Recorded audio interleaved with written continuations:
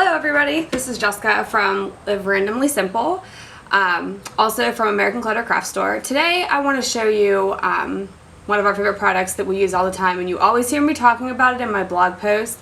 It is Briwax. So if you saw the post on the candy corns I did last fall, which are these guys right here, I figured since I'm making a bunch of them, I was going to show you how I use the Briwax, how I apply it, how it works, and just to have a better idea, because I'm constantly talking about Briwax and how to apply it, so why not do a video? So first you want to put on some gloves, because this stuff is stinky and it loves to stick on your hands, but if you let it dry, it peels off very easily. It kind of turns powdery and comes right off. So no big deal, just don't want to touch anything with it on. The next thing you're going to need is 2 pieces of steel wool, one to apply it and one to buff them out with.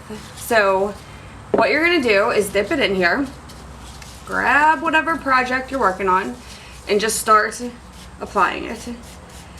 It's going to look really thick and black. Can you see that? No problem, just kind of wipe it on wherever you want it.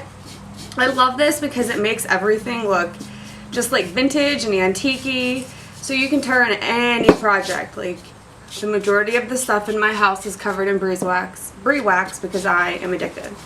So you're going to stick it on, kind of get it covered everywhere.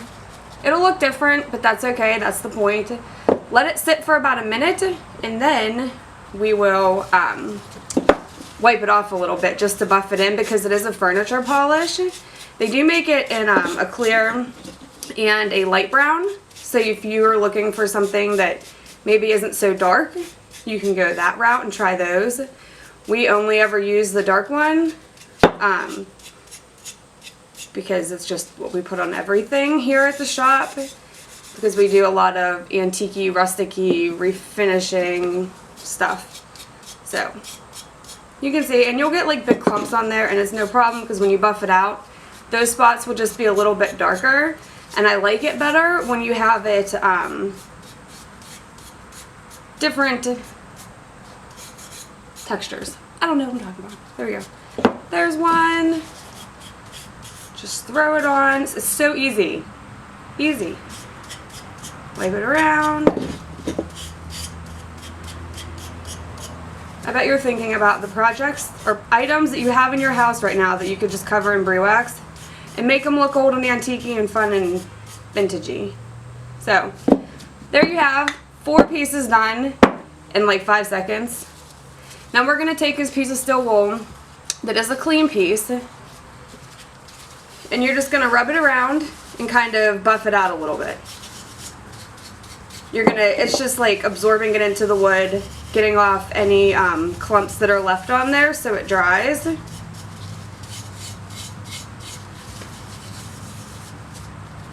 And there you go. And you can see the difference between the one that hasn't been polished and the one that has been polished. If you want to have a lot of darker spots in it, leave it sit longer. So some stuff that we leave sit for a couple minutes before we buff it out. Here's an example. This is, I hope you can see this good. This is a chalkboard picture frame we just made. This is lime green paint, and then we put the Briwax over it. But then we didn't buff it out. We left it sit for like a day or two and just kind of dry, and then wiped it with the rag just to get off any extra residue, and then sprayed it to seal it in there.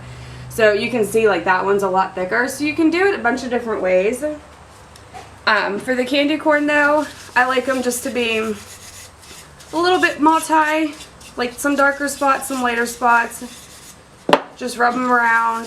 If you want to go back over after you're done and think that it needs darker spots, you can just add some more on.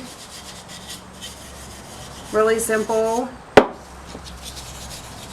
Or like I said, if you want it to be like super dark, then just leave it sit on there, or leave it sit a little bit longer before you wax it off.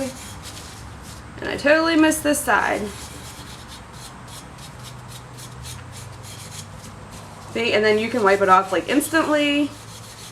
Still does the same thing, but just the longer you leave it sit, the darker it's going to be. So there you have those. And sometimes with the candy corn, what I like to do is dip like a corner and like make a line on it to kind of separate the lines. So you can kind of do that for details on certain projects too. And then I just like gently wipe it off just so it has a line right there and breaks up the color in case the paint isn't completely even, which I don't want it to be for these anyway. And then to finish the candy corn, all I did was took some raffia and tied it around, put a staple on it, which I don't have my staple gun sitting here, so put a staple on it and then tied it in a bow just to give it a little bit of fun. Here are some other projects just so you can see the difference. These were some salt and pepper shakers that were yellow, and I did a coat of Briwax on it and then just buffed it off really quickly just so it kind of looked dingy and dirty. And then I have this guy that I found at a thrift store, which most of our stuff comes from a thrift store. But this one, I put the yellow on, put the wax on, and I left it sit for probably an hour or so before I wiped it off. So that's why you can see it's a lot darker. And then when I was using the steel wool, it'll pull some of the wood through too, just because the steel wool is so coarse. And there's different coarsenesses. Is that a word? There's different coarsenesses to steel wool. So if you don't want to be super scratchy, make sure you get the not so coarse steel wool. So there you have it, folks. Really simple way to use Briwax. I've only found it at one store locally, so I usually order it on Amazon. I'll put a link below so you can see exactly what I'm talking about. And if you have any questions, put them in the comments. Feel free to like this because I'm awesome.